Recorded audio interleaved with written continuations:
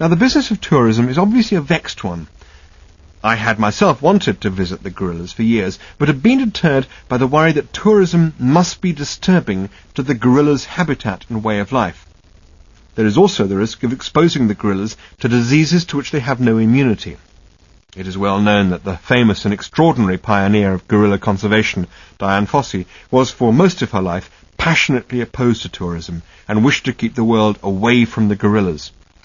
However, she did reluctantly change her mind towards the end of her life, and the prevalent view now is that tourism, if it's carefully controlled and monitored, is the one thing that can guarantee the gorillas' future survival.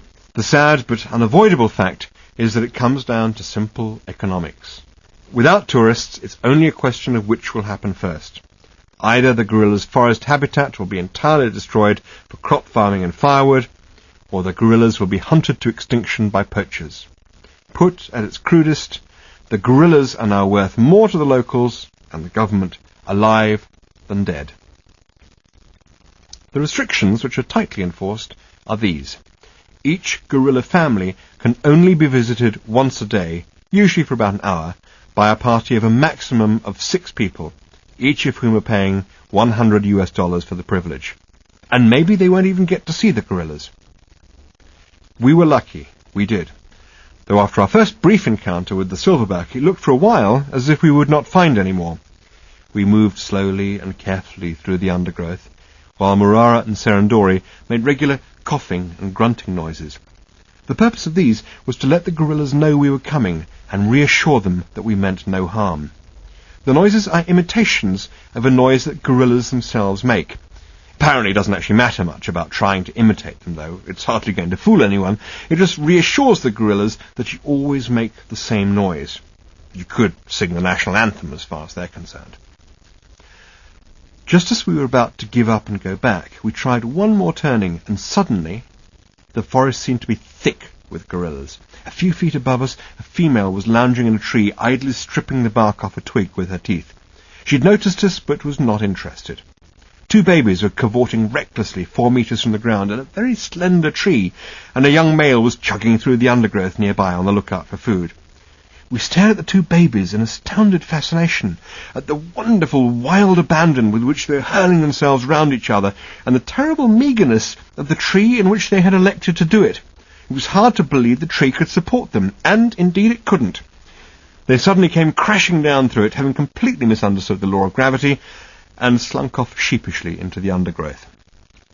We followed, encountering one gorilla after another, until at last we came across another silverback, lying on his side beneath a bush, with his long arm folded up over his head, scratching his opposite ear, while he watched a couple of leaves doing not very much.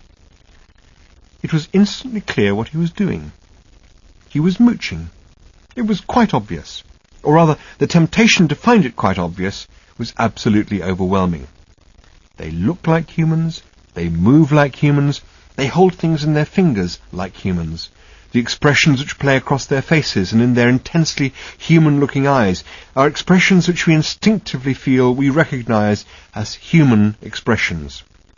We look them in the face and we think we know what they're like. But we don't.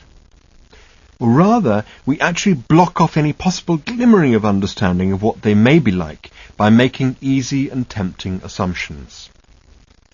I crept closer to the silverback, slowly and quietly on my hands and knees, till I was about 18 inches away from him. He glanced round at me unconcernedly, as if I was just someone who'd walked into the room, and continued his contemplations.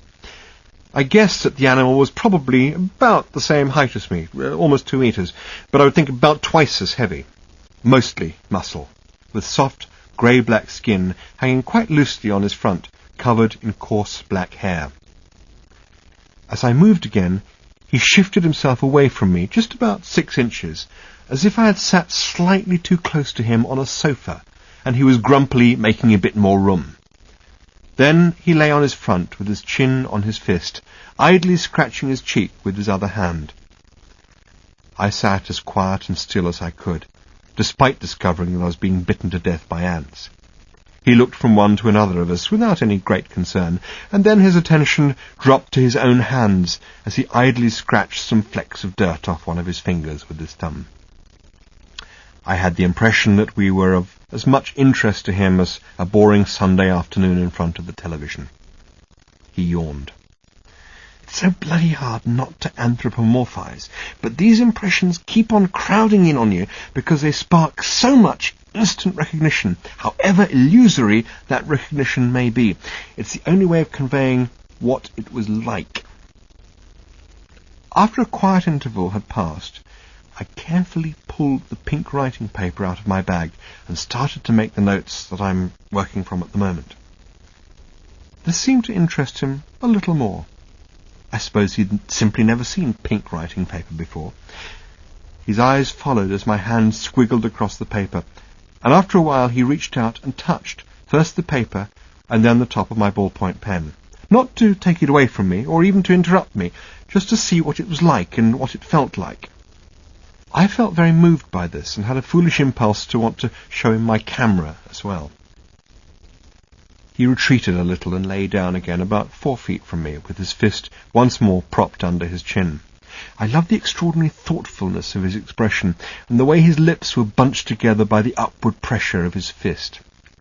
The most disconcerting intelligence seemed to be apparent from the sudden, sidelong glances he would give me, prompted not by any particular move I had made, but apparently by a thought that had struck him.